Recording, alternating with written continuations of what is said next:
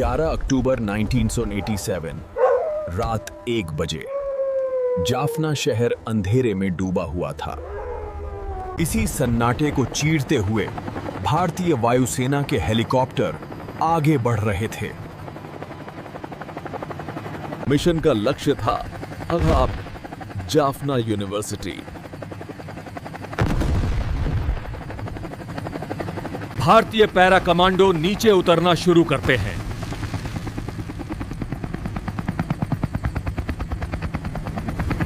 अचानक खामोश रात गोलियों की गड़गड़ाहट से दहल उठी।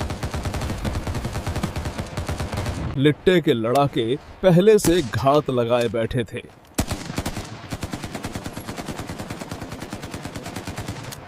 हेलीकॉप्टर को मजबूरी में वापस लौटना पड़ा।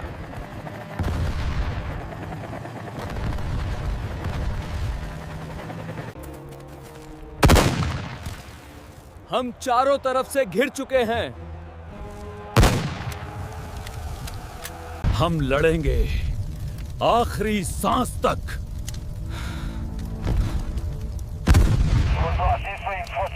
अगली सुबह मैदान खून से लाल हो चुका था।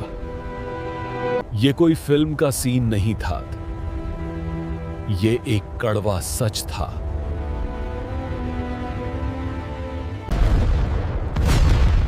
ये थी ऑपरेशन पवन की शुरुआत। लेकिन सवाल ये उठता है, भारतीय सेना वहां क्या कर रही थी?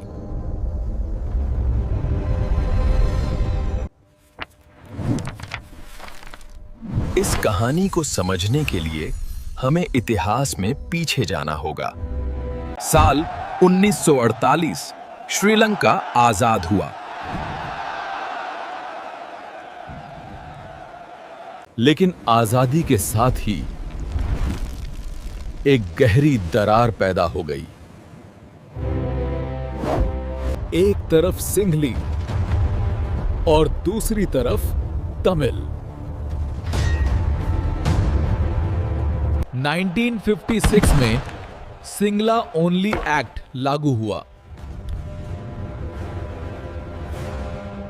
तमिलों के साथ भेदभाव बढ़ता चला गया।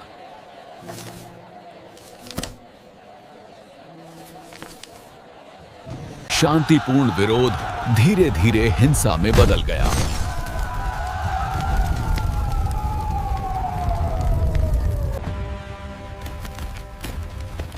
उन्नीस 1970 के दशक में तमिल उग्रवादी गुट उभरने लगे।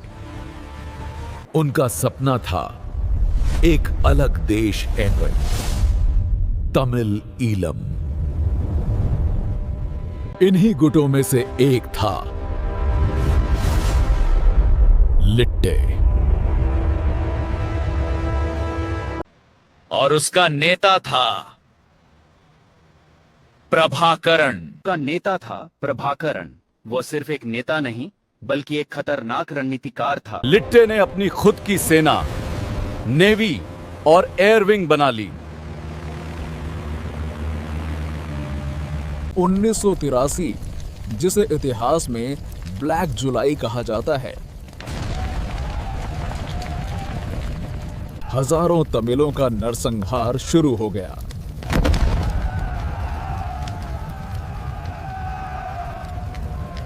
हजारों लोग अपनी जान बचाकर भारत की ओर भागने लगे।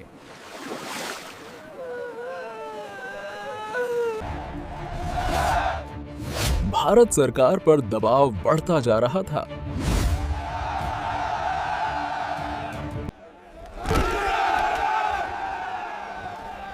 भारत सरकार पर तमिलों की मदद करने का दबाव बढ़ गया। तत्कहानी परिणामदिन इंदिरा गांधी पर लॉजिस्टिक दबाव बढ़ रहा था। भारतीय खुफिया एजेंसी रॉ ने उन्हें ट्रेनिंग और हथियार दिए। मकसद था श्रीलंका पर दबाव बनाना।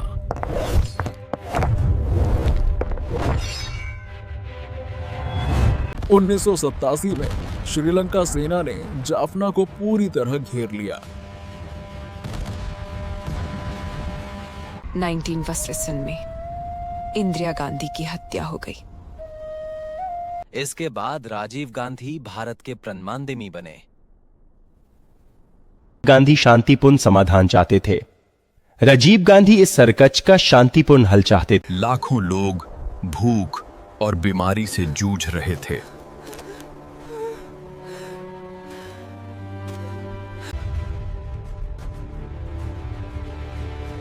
भारत अब मूक दर्शक बनकर नहीं रह सकता था। एक साहसिक फैसला लिया गया।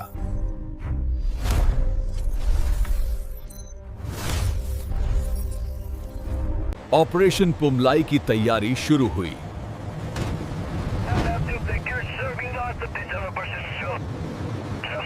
मिराज 2000 लड़ाकू विमान सुरक्षा में तैनात थे।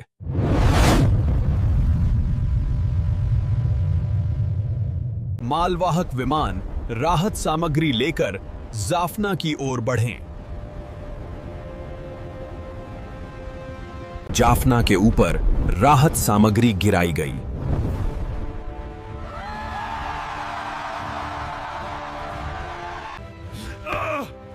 ये श्रीलंका की संप्रभुता को सीधी चुनौती थी।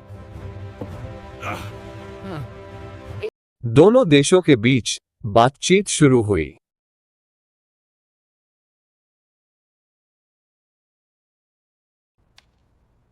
रास्ते को समझ आ गया कि भारत को नजरअंदाज नहीं किया जा सकता। समझौते के बाद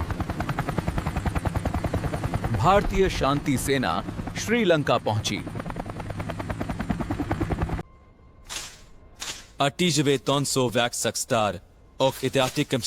स्थानीय लोगों ने उनका स्वागत किया जैसे कोई रक्षक आया हो।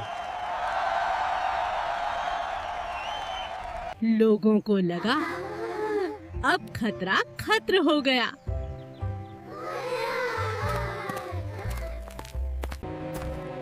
लिट्टे ने हथियार सौंपने का सिर्फ नाटक किया।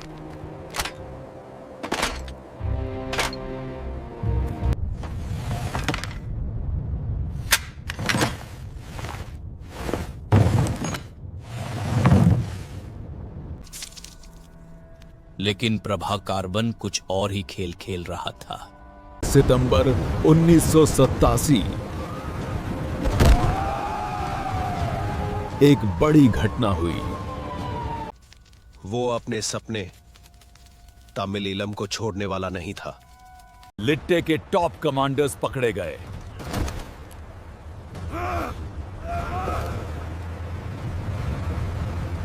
उन्हें कोलंबो ले जाया जा रहा था।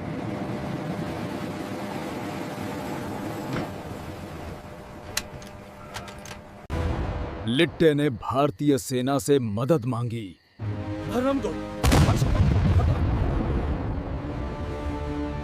भारतीय सेना एक मुश्किल दुविधा में फंस गई थी।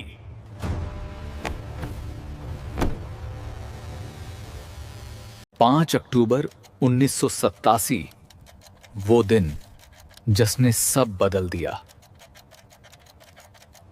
कमांडर्स को विमान में बैठाया जा रहा था।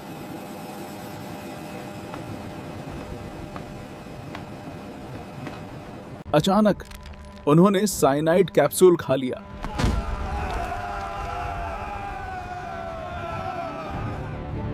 कुछ ही पलों में कई कमांडर्स की मौत हो गई। प्रभाकरण गुस्से से आग बबूला हो गया।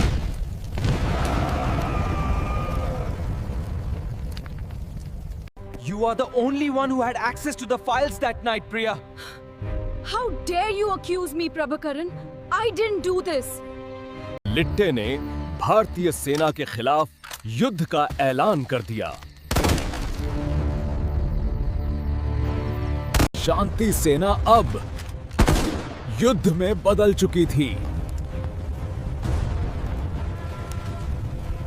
भारतीय सेना को आदेश मिला, अकारण जाफना को आजाद कराना है। जाफना की लड़ाई एक खतरनाक शहरी युद्ध थी। दुश्मन आम लोगों के बीच छिपा हुआ था।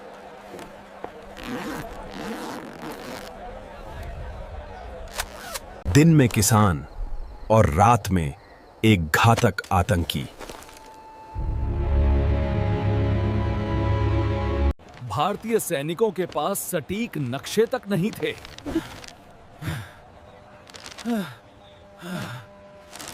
हर सड़क बारूदी सुरंगों से भरी थी।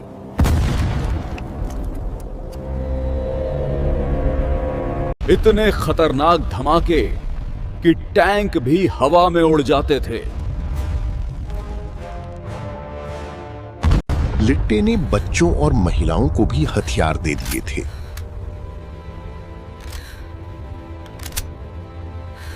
हम क्या करें? इस दुविधा ने कई जवानों की जान ले ली।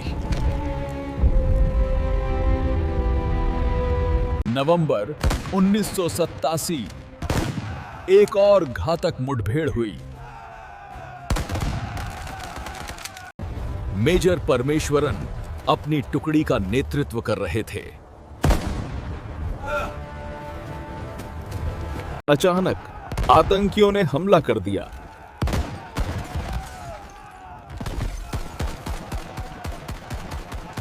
आगे बढ़ो, दुश्मन को खत्म करो।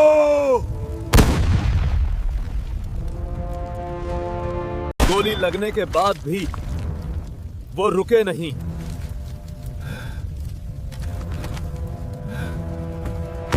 उन्होंने दुश्मन की राइफल छीनकर उसे ढेर कर दिया।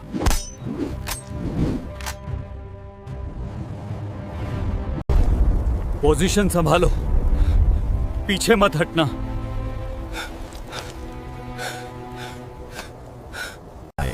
उन्हें परमवीर चक्र से सम्मानित किया गया।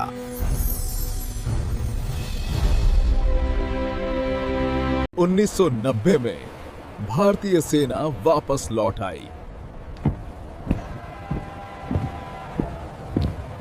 ये युद्ध खत्म हुआ, लेकिन एक गहरी चोट छोड़ गया। इन वीरों का बलिदान हमेशा याद रखा जाएगा।